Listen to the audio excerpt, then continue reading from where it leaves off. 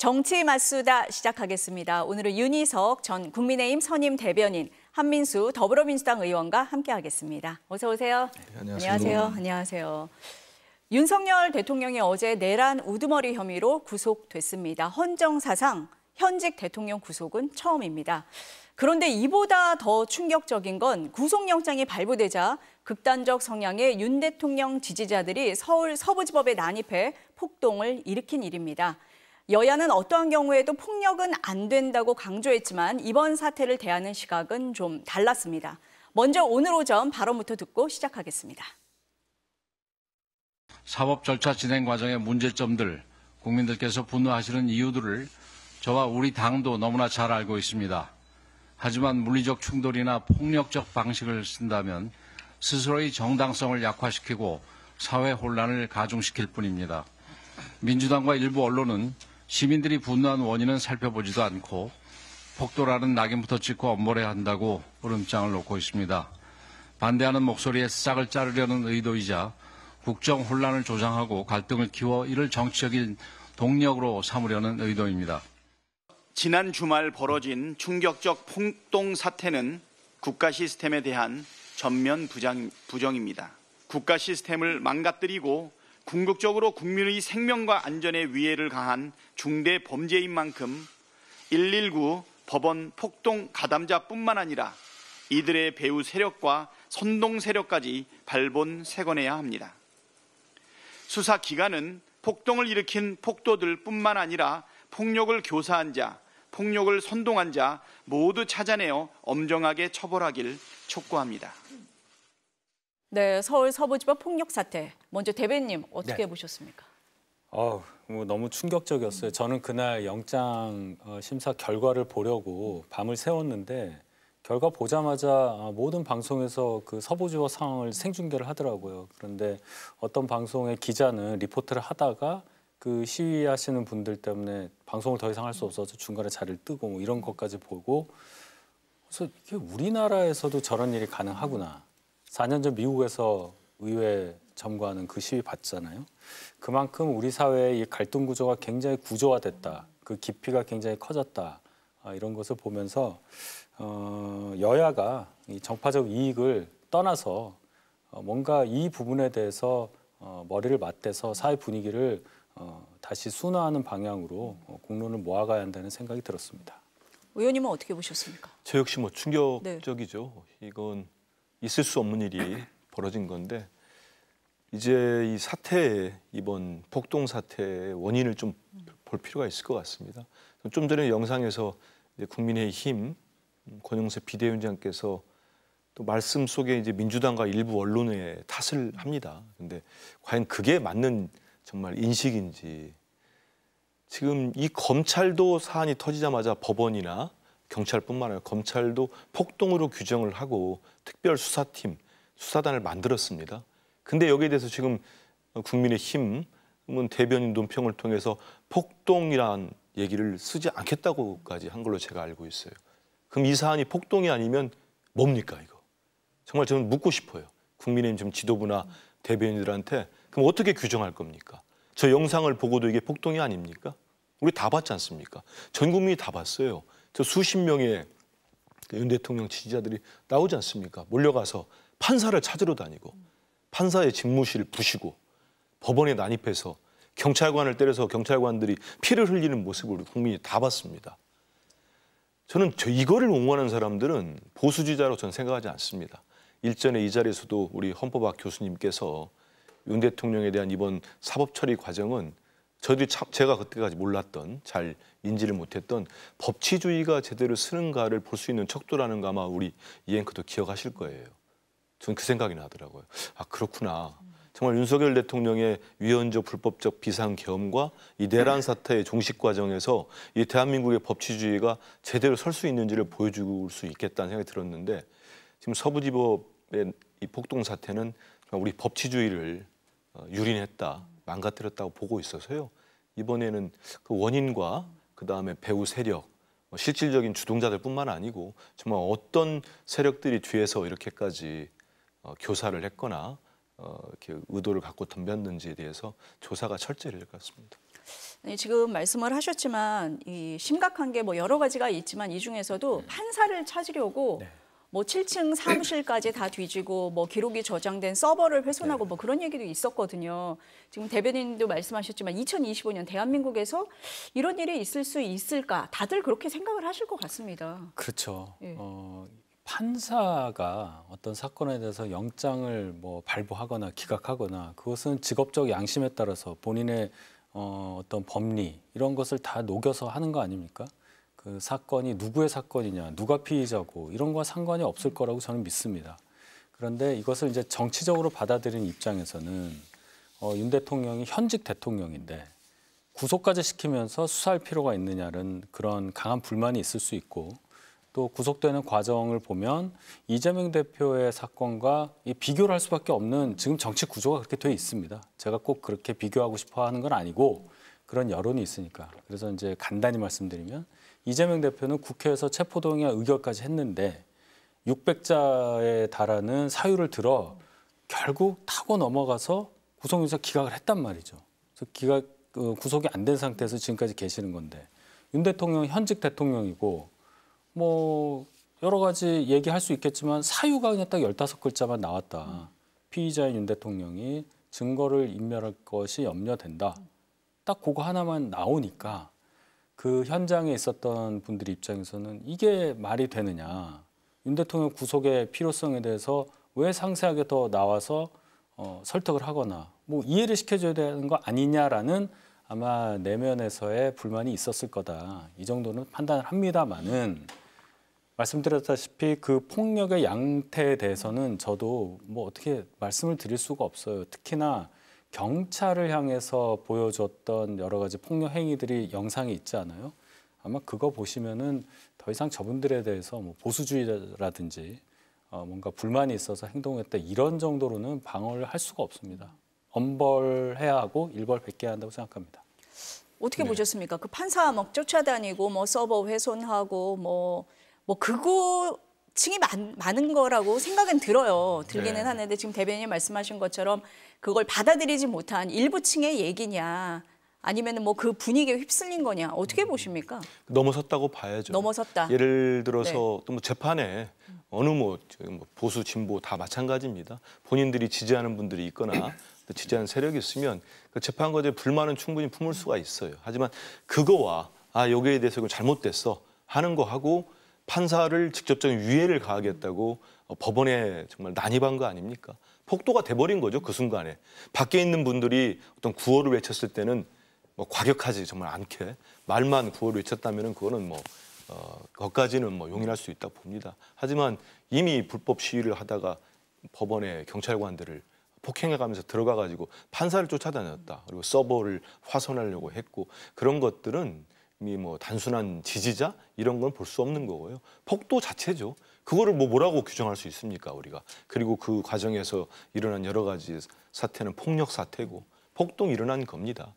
근데 이제 이것들이 저는 상당히 우리 사회에 이번 분기점이 될 것 같습니다. 그래서 우리 사회가 그래도 법치주의를 회복하고 정말 회복과 뭐 성장, 우리 경제를 살리고 민생을 돌보는 대한민국으로 갈 것이냐, 저는 갈 거라고 생각을 합니다. 굳은 믿음은 있는데 다만 이제는 좀 정치권에서 당연히 우리 민주당 그렇게 할 겁니다. 우리 국민의힘에서도 그 좀 이제 아주 과격하게 말씀하시는 분들 몇 명은 그 자정작용이 저는 일어날 수밖에 없습니다. 그분들은 배제를 할 수밖에 없는 상황이 왔어요.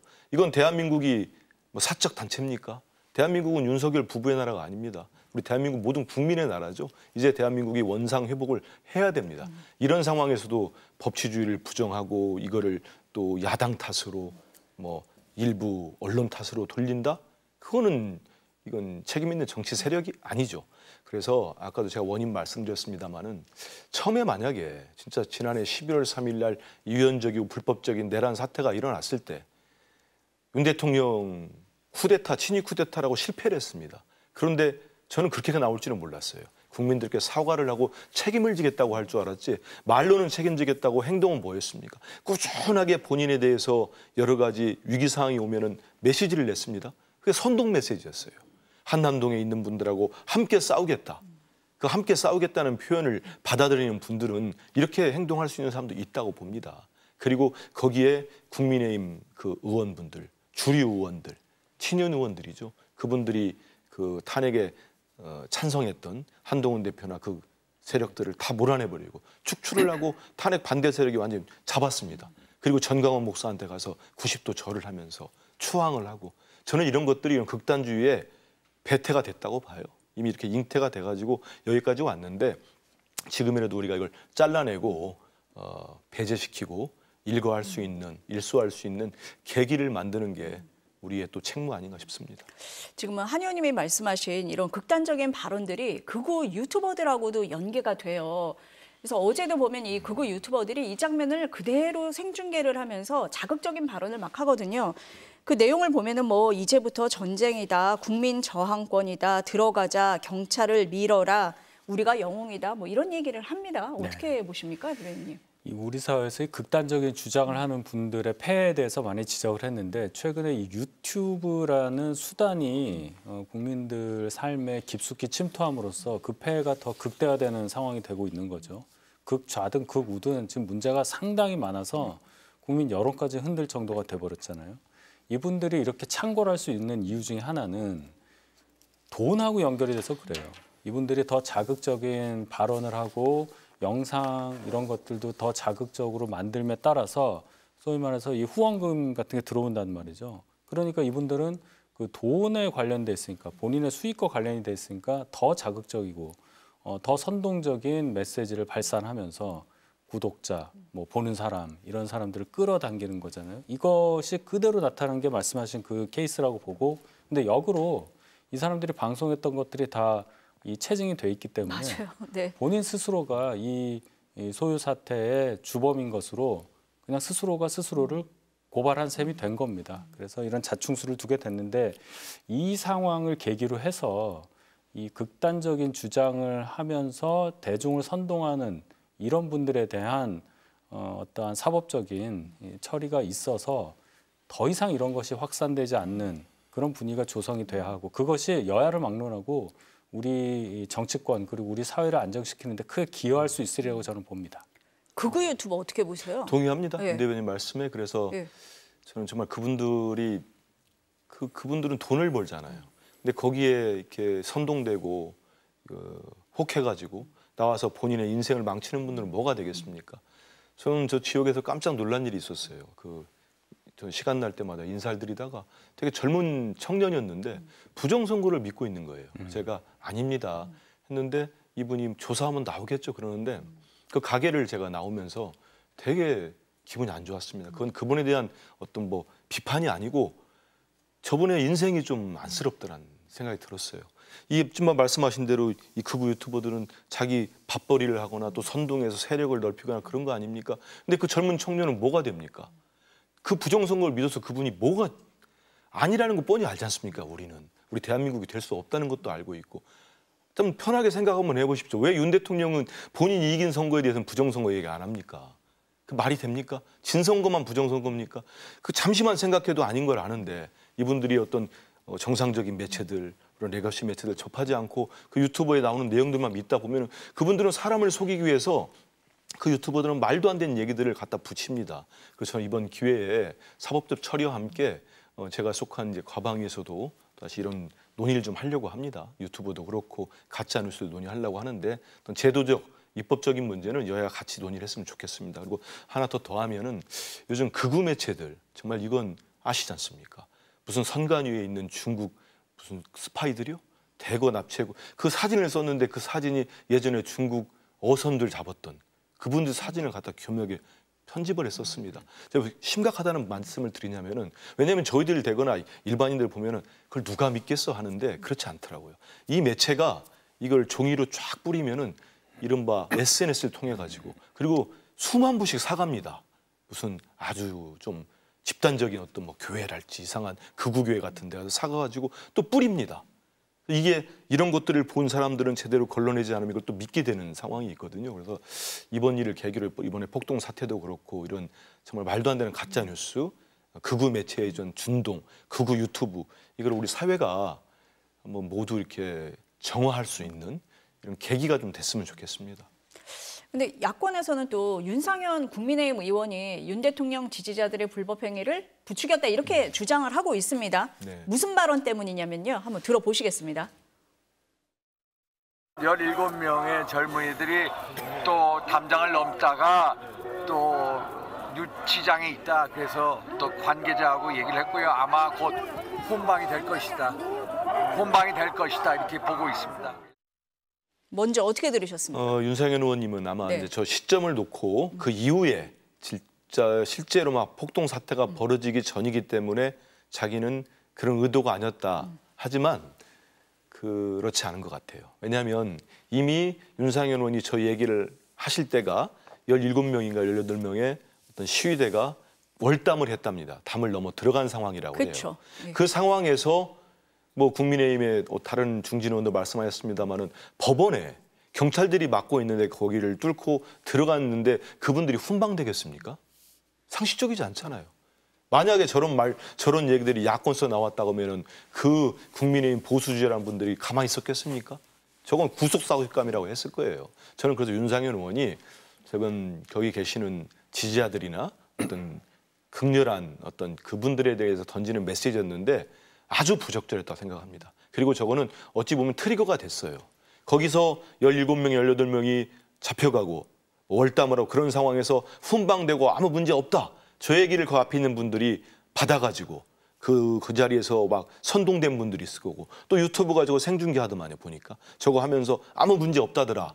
이랬을 경우 이게 연결됐다고 볼 수밖에 없습니다. 그래서 저는 윤상현 의원께서 저 발언뿐만이 아니고 지금의 그 이런 내란 사태 과정에서 정광훈 씨의 그 집회에 가가지고 한 행위들 이런 부분들은 저는 내란 선동 혐의가 충분히 있다고 봅니다. 이런 과정들이 있었는데 그래서 우리 당에서는 저 발언이나 이런 것들을 다 같이 해서 윤상현 의원에 대한 제명안을 국회에 제출할 계획입니다. 그래서 해야 되지 않겠습니까? 지금 그래도 대한민국 국회가 어느 곳인데 그 폭력 사태가 일어나는데 거기에 대한 빌미를 제공한다거나 그것은 안 됐을 거라고 봅니다. 그러니까 저 발언 이후에 뭐 인터넷 커뮤니티에서 네. 뭐 여러 가지 얘기가 퍼진 게 트리거가 됐다라고 저는 그 보시는 자리에서도 거네요. 네. 저 말씀이 윤 의원님의 저런 말씀이 그 되게 자극적이었을 것 같아요.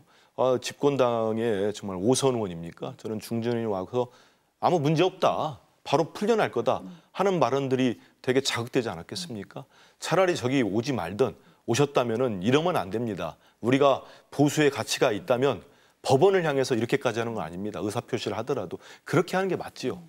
어떻게 보셨습니까? 제가 이제 윤상현 의원의 좀 과격한 발언이라든지 뭐 정광훈 목사하고의 뭐 집회 장면 이런 거 제가 옹호한 적 없습니다. 근데 이 부분은 저 발언 관련해서는 선동이라고 보기가 대단히 어렵다 그렇게 봅니다. 뭐 시점도 시점이거니와 지금 말씀하신 그 톤과 상황을 보셨잖아요. 만약에 이게 선동처럼 되려면 굉장히 톤이 높여진 상태에서 들어가도 아무 문제 없다. 마치 들어가라 하는 것처럼 들려야 합니다. 지금 저것은 17분이 지금 유치장에 있는데 보니까 훈방될 것 같다. 이렇게 전달하는 걸로 보여요. 저걸 보고서 야 들어가면 다 가도 된다. 들어가도 훈방될 거라고 윤상현 의원이 다른 사람도 아니고 윤상현 의원이 얘기했으니까 우리 들어가도 되는구나 이렇게 판단해서 그러면은 침범을 했다? 그렇게 보기는 어렵고 단순히 들어가지 않았어요. 그 사람들은 경찰을 막 폭행하면서 억지로 그 방어선을 무너뜨리고 들어가서 이루 말할 수 없는 폭력 행위를 저지른 거 아니겠어요? 그래서 윤상현 의원의 저 발언을 거기에 빗대서 그 사태를 촉발시킨 어떤 하나의 원인이었다고 보고 뭐 제명까지 추진한다는 것은 글쎄요. 민주당에서 제발 그런 일방적인 그런 움직임 제발 안 하셨으면 좋겠습니다. 좀 과하게 해석한 부분이 있다 이렇게 대변인님 너무 보십니다. 과해요. 그냥 과한 게 아니라. 네. 예.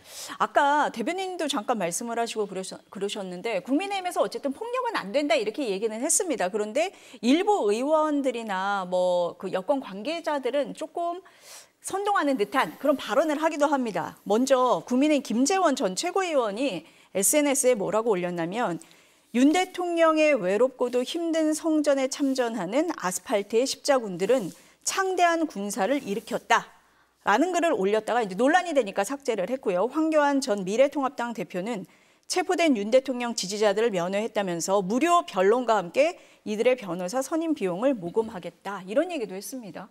어떻게 봐야 됩니까? 네, 대단히 부적절합니다. 김재원 최고위원, 전 최고위원 같은 경우에 이 표현이 성전에 참전하는 아스팔트의 십자군들이 창대한 군사를 일으켰다. 이 얘기는 글쎄요. 이 폭력 행위를 저지른 분들을 굉장히 숭고한 대상으로 올려주면서 이 행위를 정당화하는 거잖아요. 정당화를 넘어서 신성시하는 느낌까지 받아요. 대단히 부적절하고 아무도 당내 구성원 중에 이거 동의하는 분은 없습니다. 그렇기 때문에 글을 삭제했잖아요. 아마 김재원 의원 본인도 이게 문제될 것이라고 이제 판단이 돼서 그런지는 몰라도 이 부분 자체가 잘못됐다는 걸 인정하는 거라고 봅니다. 절대로 있어서는 안 되는 발언이고, 황교안 전 대표가 뭐 변호사 선임 비용 모금하겠다. 거기에 대해서 제가 뭐라고 드릴 말씀이 없네요. 본인이 변호사시니까 무료로 변론하는 것까지 뭐라고 할 수는 없는데, 저희 당 구성원들까지 뭐 어떻게 규합해서 같이 하자는 얘기도 있는 거 보면 그걸 누가 또 인정을 하겠습니까? 그냥 극단적인 어떤 발언 중에 하나다. 뭐 이 정도로 이해하고 절대 이런 발언에 대해서 저희 당 구성원들이 동의하지 않는다. 그 말씀을 강조합니다. 국민의힘 안에서도 안 받을 거다. 받지 이런 않습니다. 발언은 듣지 않을 네. 거다. 네. 어떻습니까? 저는 저런 분들은 네. 이제 그만 정치했으면 좋겠습니다. 대중 정치하지 마시고 유튜브도 안 했으면 좋겠는데 그것까지 말릴 수가 없으니까. 근데 기억을 잠시 되돌려 보면 황교안 전 총리가 대통령 권한대행까지 하신 분이에요. 근데 저분이 국민의힘의 전신인 미래통합당 대표할 때 무슨 일이 있었는지 한번 보시면 좋을 것 같아요. 제가 그 당시 정확히 기억을 하는데, 당시에 아주 극렬한 극단주의 극우 세력들이 국회를 점거한 적이 있습니다. 2019년일 겁니다. 그때 황교안 전 총리가 미래통합당 대표로서 그 자리에 와가지고 우리가 승리했습니다 하고 두 손을 들면서 환호를 같이 외쳤어요. 다 기억할 거예요. 그때 제 주변에 있는 대학 친구들 중에 되게 보수적인 친구들 많이 있습니다. 그 친구가 저한테 너무 실망했다고 하더라고요. 더 이상 지지하지 않겠다고. 그분들은 그래도 법 집행을 하신 법무장관 출신이고 총리까지 하고 했기 때문에 그 정도일 거나 생각을 못 했다는 거예요. 그러면 지금 한 5년 남짓 지났습니다. 지금의 국민의힘 어떤 모습을 보입니까? 전 더 심해졌다고 봐요. 그러면 지금의 국민의힘이 지금 김재원 전 최고위원이나 황교안 전 대표나 아니면 지금의 권성동 원내대표, 권영세 비대위원, 이 스탠스로 그대로 계속 간다면 저는 국민들로부터 다시 한번 더 큰 버림을 받지 않을까를 생각을 합니다. 그래서 그 정치인들이 다 기록으로 남거든요. 역사의 기록이 됩니다. 제가 얘기해놓도 남지 않겠습니까? 국민들 눈높이 그거 맞추지 못하면 전 도태될 거라고 보는데, 지금 우리 사회를 이렇게 망쳐진 원인을 좀 봤으면 좋겠어요. 그 야당 정치적으로 공격할 수 있죠. 하지만 다른 일도 아니고 현직 대통령이 내란을 일으킨 거 아닙니까? 친위 쿠데타를 해서 실패를 했습니다. 국민들의 힘으로, 국민의힘 당이 아니라 우리 국민들의 힘으로 실패를 했습니다. 거기에 대해서 책임을 지지 않습니다. 그리고 계속적으로 선동을 하고 있습니다. 그런데 거기에 대해서 집권당이 같이 부안유동을 해가지고 지금 이 대한민국을 수렁텅이로 끌고 들어가고 있습니다. 전 지금이라도 손절을 하고 하는 게 앞으로 뭐 정상적인 정치를 할 수 있는 토대가 되는 거지, 지금 이분들 말씀처럼 이게 맞다고 생각하는 분들이 있으면 저는 정치를 그만두거나, 저는 하더라도 자발적 그만 안 두더라도 우리 유권자들에 의해서 결국은 배제될 거라 보고 있습니다. 아니, 이 서부지법의 이 폭력 사태가 일어난 원인, 뭐 거슬러 올라간 비상계엄부터 시작이 되고 윤 대통령 구속이죠. 아까 대변인 말씀을 하셨습니다. 15자의 사유, 피의자가 증거를 인멸할 염려가 있음. 이게 발부 사유거든요. 어떻습니까? 제가 뭐 판사의 어떤 판단에 대해서 뭐 적절하냐 부적절하냐 그럴 말씀을 드릴 수 있을 만한 자격이 없어요. 다만 이걸 좀 조금만 더 분석을 해서 얘기를 해보자면, 현직 대통령에 대해서 사상 최초로 구속 결정을 함에 있어서는 보다 더 상세한 설명이 있었으면 훨씬 낫지 않았을까 하는 그런 아쉬움을 표명을 하는 거예요. 15자가 작다, 뭐 아니면 뭐 길다 이 뜻이 아닙니다. 뭔가 대중의 입장에서 적어도 상당히 많은 분들이, 우리 국민들 중에는 윤 대통령이 구속돼야 하는 필요성에 대해서 공감을 못하는 분들이 계시단 말이에요. 그러면 보다 더 상세하게 일반 범죄 피의자에 대해서 하는 것보다는 좀 다르게, 왜냐하면 이분 현직 대통령이라서 그래요. 뭐 차별하자 이런 게 아닙니다. 설명이 있어야 하는데 너무 짧아서 저도 그 밤새면서 기다린 이유가 구속 결정이 나게 될 경우 사유가 뭔지를 알기 위해서였어요. 근데 너무 짧게 나와서 다른 게 더 있겠지라고 생각해도 그게 다였더라고요. 보다 상세하게 설명을 하면서 뭐 판사가 정치하는 건 아니지만은 국민적으로 더 쉽게 받아들여질 수 있는 상황을 이 판사가 조금 더 상세한 설명을 통해서 구현할 수 있는, 물론 그런 상황이 분명히 있었을 거라고 저는 보고, 그렇기 때문에 이 상황에 대해서 오늘도 보면 저희 당에서도 그 부분에 대한 비판이 있잖아요. 그러면서 나오는 게 정치적으로 또 이재명 대표 건이 나오는 겁니다. 이것을 제가 좋아서 하는 게 아니라 국민들께서 이미 이 뇌리 속에 윤석열 대통령과 이재명 대표가 쌍으로 같이 엮여 들어가는 상황이 돼버린 거예요. 윤 대통령에 대해서 어떤 일이 있으면 이재명 대표는 어떻게 되고, 이재명 대표에 대해서 뭐가 있으면 윤 대통령은 어떻게 되고, 이렇게 돼 있는 겁니다. 22년도 대선이 계속 진행되고 있는 거예요. 그 상황에서 한 분이 구속이 되니까 대중 입장에서는, 특히나 윤 대통령 구속 필요성에 대해서 전면적으로 거부하는 분들 입장에서는 이 상황이 납득이 안 된다, 이런 말씀들을 하시는 겁니다. 그래서 글쎄요, 법원의 이 관례가 어떤지 제가 모르기 때문에 말씀을 제가 굉장히 조심스럽게 해야 되겠지만은 아쉽다, 이 말씀은 꼭 드리고 싶습니다. 어떻습니까? 저는 판사가 네. 정말 더 이상의 구속 사유를 써지 않아도 될 정도로 모든 게 소명이 됐다고 판단한 걸로 봅니다. 그거는 저는 아주 극우적인 생각을 가지고 계신 분들 일부를 빼고는 모든 국민이 어떻게 국회가 침탈이 됐고 선관위가 침탈이 됐고 총을 든 군인들이 어떻게 국회에 난입을 했는지, 계엄군들이 들어왔는지, 그 이후에 윤석열 대통령이 취한 행동이 얼마나 비겁하고 구질구질했는지를 다 봤습니다. 말로는 법적, 정치적 책임을 회피하지 않겠다, 헌재든 수사든 다 받겠다고 한 사람이 몇 차례입니까?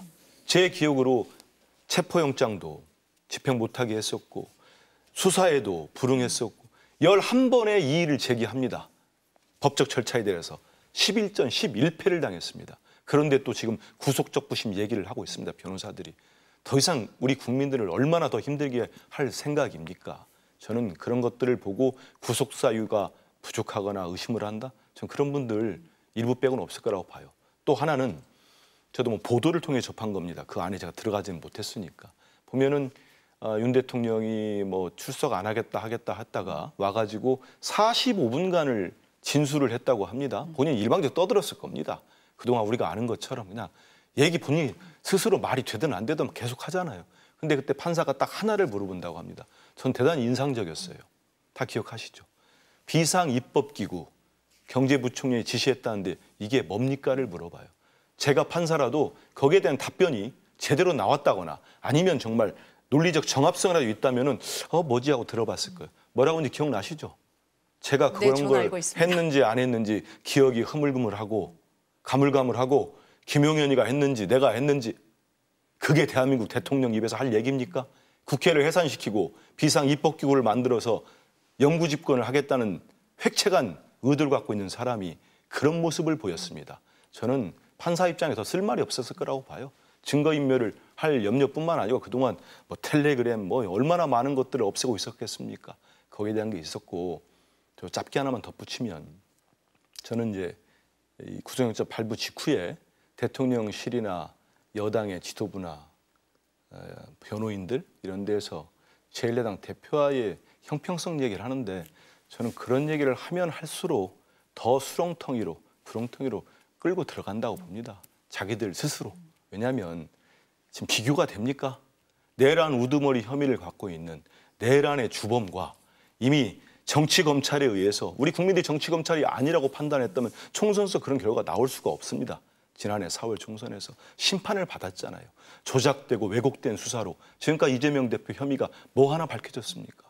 그래서 꼭 그런 말씀 드리고 싶고, 저는 이 사안을 이 사안으로 정쟁적으로 물타기 한다고 우리 국민들이 호도되거나 속지 않습니다. 그래서 여기 이 폭동 사태 여기에 좀 집중했으면 좋겠어요. 그리고 본질이 뭔지, 윤석열이 왜 내란을 획책했고 정말 비상계엄했는지 이건 우리 국민이 다 알지 않습니까? 그리고 이분이 지금까지 수사를 받았습니까? 말과 다르게 조사를 받았습니까?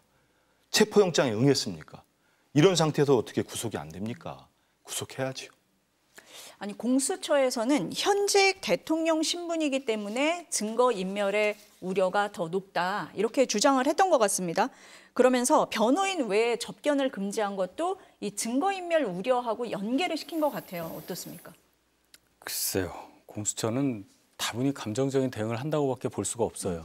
뭐 증거인멸 우려, 어떤 것을 증거인멸의 우려로 생각했는지는 모르겠습니다. 기사에 나오듯이 뭐 핸드폰을 바꿨다든지 뭐 텔레그램 계정에서 탈퇴했다든지 그런 것들이 증거인멸의 하나의 방증으로 보인다. 이렇게 분석한 것도 기사도 봤는데 전화기 바꾼 건요. 11월 6일에 있었던 윤 대통령 기자회견 이후에 김건희 여사 전화 바꾸고 뭐 더 이상 사적으로 다른 분하고 소통하지 않겠다 하면서 바꾼 거예요. 그러니까 비상계엄하고는 거리가 멀죠. 그러니까 현직 대통령이기 때문에 직무가 정지됐음에도 그 영향력을 살려서 뭐 국무위원들이라든지 다른 분들하고 뭔가 소통을 하면서 불리한 증거를 없앨 수 있다. 이런 우려를 강조해서 그게 법원에서 이제 받아들여진 거예요. 그렇죠. 뭐 거기까지 제가 뭐라고 하겠습니까? 그러나 다분히 감정적이다. 그런데 가족 면회까지 이제 금지했다는 거 아니에요? 공수처에 의해서. 그럼 이제 가족이 뭐 김건희 여사, 뭐 윤 대통령은 뭐 자녀도 없고, 뭐 부모님도 지금 뭐 한 분은 돌아가셨고, 뭐 그런 상태에서 가족이 별로 많지 않은데 가족을 면회해서까지 증거인멸의 시도가 있을 수 있다고 판단하는 것은 상식적이지 않잖아요. 지금 김건희 여사의 상태와 여러 가지 뭐 처지 이런 것을 감안을 할 때 윤 대통령 면회를 해서 뭔가 소통을 해서 증거를 인멸하고 그런 행위가 가능하겠느냐 이렇게 본다면 공수처가 대단히 무리하고 있다. 공수처가 영장 청구 발부받아서 집행하고 체포영장 얘기하는 겁니다. 또 구속영장까지 발부받아서 이렇게 수사를 하고 있는데 조직이 살기 위해서 업적을 남기기 위해서 이 기회를 이용하는 거 그거 이외에는 설명할 방법이 없고 공수처 탄생 배경에 민주당이 있다는 것 또한 심히 그 의도를 의심하지 않을 수 없다. 이렇게 말씀드립니다. 어떻습니까? 지금 공수처장은 오동훈 공수처장은 윤석열 대통령이 임명한 분이죠. 그렇기 때문에 예전에 처음 공수처가 출범할 때는 그 당시는 뭐 우리 제가 평소 잘 알고 있는 이재호 전 장관님도 그 공수처가 필요하다는 법안까지 낸 걸로 제가 기억합니다. 그래서 여야의 문제가 아니었고 여러 가지 정말 그 검찰이나 통제되지 않는 정말 이런 거에 대해서 고위공직자들의 비리 혐의는 새로 독립적으로 수사를 해야 된다. 그런 연원이 있지요. 역대 대통령들이 특히 물론 진보 진영의 대통령들이 아주 주안점을 두고 추진한 건 맞습니다. 그래서 결국은 이제 만들어진 거고 지금 대통령 뭐 윤 대통령 체제에서 새로운 처장이 됐으니까 이게 어떤 정파적 문제로 접근했을 거라는 저는 오해는 하지 않습니다. 그러지도 않을 거고요. 근데 저렇게 변호인 접견, 변호인 외에는 접견 금지 이런 것들은 아마 사법적 절차로 저도 저런 기사들은 여러 차례 봤거든요. 기자하면서도 하기 때문에 필요해서 한 거지 이거를 너무 과혹하게 그러지는 않았을 거라고 봐요. 그리고 무엇보다도 저는 만약에 윤석열 씨가 본인이 말한 것처럼 지켰다면 본인은 얼마나 당당한 얘기 많이 했습니까? 저는 어록 같아요. 어록 그냥 한 얘기들. 죄를 지었으니까 특검을 거부하는 거다. 이런 얘기 얼마나 대단히 어록입니까? 근데 무슨 얘기했습니까? 국민 뒤에 숨지 않겠다. 그 당시에 많은 국민들이 속은 거지만 멋지다고도 생각했을 거예요. 그런데 만약에 나서가지고 자기가 모든 책임은 나한테 있다. 정말 우리 경호관들 나 위해서 막지 마라. 이런 얘기하면서 본인이 떳떳하게 등장해서 수사 받았으면 그리고 체포영장 한다고까지 버티지 않고 그 경호관 뒤에 숨어서 그 차벽 뒤에 나와가지고 감시 감독하는 사진 제 윤석열 씨인지 모르겠습니다만 그런 사진까지 찍히지 않았습니까? 이런 모습들 보이지 않았다면 글쎄요. 이게 법리적으로 다퉈가지고 실질적으로 증거인멸의 우려가 없어서 영장을 판사가 기각했을지 뭐 그런 가수 있었겠죠. 하지만 모든 거는 저는 자업자득이라고 봅니다. 자초한 것 같아요. 더 이상은 그리고 또 특히 우리 많은 국민들이 불안해합니다. 윤 대통령이 윤석열 씨가 하루라도 저 밖에 있는 거 불안해해요. 그렇기 때문에 저도 마찬가지입니다만 정말 수많은 우리 국민들이 불면의 밤을 새우면서 이분 구속되는지 안 구속되는지 지켜본 거 아니겠습니까? 그런 점에서는 구속도 불가피했고 공수처의 지금까지 수사가 만약에 문제가 있었다면 저 변호인들이 계속 문제 제기를 했어요. 한 번이라도 들어줬겠죠. 계속 공수처가 서부지법에다 영장 쳤다고 체포영장 쳤다고 얼마나 난리 쳤습니까. 중앙지법으로 가면 달라진다면서요. 서울중앙지법. 갔는데 뭐가 달라집니까. 거기서도 기각됐잖아요. 그럼 더 이상 이런 얘기하면 안 되죠. 받아들이고 지금이라도 윤석열 씨는 사법 절차에 순응하십시오. 그게 낫습니다. 그러니까 의원님 말씀은 지금까지 수사에 불응을 했었고 앞서 말씀하신 것처럼 법원이나 헌재에 이의 신청, 기피 신청을 했는데 하나도 안 받아들여지지 않았냐. 그 수순으로 지금 간 거지. 공수처가 뭐 감정적으로 한 거는 아니다. 뭐 이렇게 법을 집행하면 더 감정이 들어갑니까? 네. 그러지 않을 겁니다. 그렇게 보신다라는 말씀인 예. 것 같습니다. 마지막으로 넘어가야 될 것 같은 여론조사 얘기 좀 해볼게요. 오늘 리얼미터가 여론조사 결과를 발표를 했습니다. 먼저 당 지지율을 한번 볼게요. 국민의힘 지지율이 46.5%, 민주당 지지율이 39%. 오차 범위 밖에서 국민의힘이 앞서고 있습니다. 그다음에 집권 여당의 정권 연장이 필요하다 48.6%, 야권에 의한 정권 교체 46.2%. 뭐 오차 범위 아니긴 합니다만 굉장히 붙어 있습니다. 지난번하고는 차이가 나요. 먼저 어떻게 해석하시겠습니까, 대변인? 네, 저 여론조사뿐만이 아니라 최근에 여러 여론조사를 보면 민주당의 지지율은 계속 하락하고 저희의 지지율이 많이 올라가고 특히나 특기할 만한 것은 저 여론조사에서는 정권 연장이냐, 정권 교체냐 이것에 대한 의견에 대해서 오차범위 내이긴 하지만 정권 연장이 조금 더 많다. 이것은 물론 여론은 뭐 항상 바뀔 수도 있고 뭐 조사를 어떻게 하냐에 따라서 결과도 다를 수 있겠지만은 한 달 반 이상 진행되고 있는 이 탄핵 정국에서 유사 집권한 것처럼 보이는 민주당의 행태가 국민들로부터 완벽하게 나쁜 평가를 받은 결과다 이렇게 볼 수밖에 없습니다. 저희가 잘했다는 건 아니에요. 방금 전에 이재명 대표가 검찰의 조작된 수사에 의해서 조작된 증거에 의해서 지금 재판받고 있다고 말씀하셨는데 그러한 언사 하나하나가 국민들께 꽂히는 겁니다. 사법 절차대로 진행이 되는 거예요. 저희도 마찬가지입니다. 윤 대통령도 마찬가지로 체포영장 관련해서 여러 논란이 있었고 방어를 했지만 결국 지금 구속된 상태로 가는 겁니다. 헌재의 탄핵 심판도 진행이 되는 거고요. 그런데 저희에게만 일방적으로 얘기를 하시고 이재명 대표 3년, 4년 걸쳐서 쭉 국민들에게 노출되었던 사법 리스크에 대해서 검찰에 조작된 증거, 이 말씀 방금 전에도 하셨으니까 이런 것들이 영향을 미친다. 여기까지 하겠습니다. 어떻게 해석하세요? 여론조사 질문을 받으면 제가 또 당 대변인을 하니까 기자분들이 질문 많이 받습니다. 받을 때마다 사실은 뭐 하고 싶은 얘기 있더라도 상당히 무겁게 받아들일 수밖에 없어요. 뭐 맞죠. 왜냐하면 처음 어떤 드러났던 거하고 지금 일단 지표상에 달라진 부분들이 있습니다. 그 부분에는 상당 부분이 우리 민주당이 한 거에 대해서 좀 불만족스럽게 보시는 분도 있고 좀 과하게 평가하는 부분도 있을 겁니다. 그거에 대해서는 저는 뭐 민주당 일원으로서 겸허하게 받아들이겠습니다. 그리고 저희들이 좀 부족한 부분이 있다면 당연히 성찰하고 또 개선해 나가겠습니다.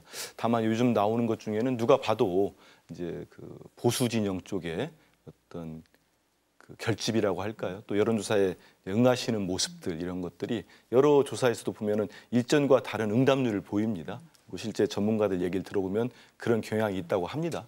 그 또한 뭐 나쁘게 좀 이렇게 또 정치적으로 본다면 뭐 나쁘다는 표현은 처리하겠습니다. 정치적으로 본다면 어떤 선동이랄지 이런 게 있을 수 있겠지만 그 또한 떠나서 또 보수 진영 분들이 그럴 만한 이유가 있다고 찾아서 나오는데 거고 그렇지 않고 기존에 우리 뭐 진보 진영이랄지 민주당을 많이 응원했던 분들 입장에서는 뭐 실망을 했던 아니면 지금 상황까지 왔으니 어떤 이 정도에서 어떤 마음을 열었다든지 그러면 여러 가지가 있을 거라고 봅니다.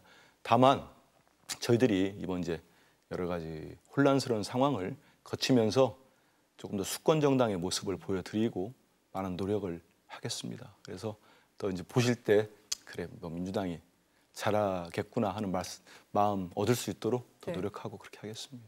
다음 여론조사 때는 뭐 달라질 수 있는 겁니까? 뭐 그렇게 기대하고 있습니다. 네, 오늘 말씀 여기까지 들어야 될 것 같습니다. 감사합니다.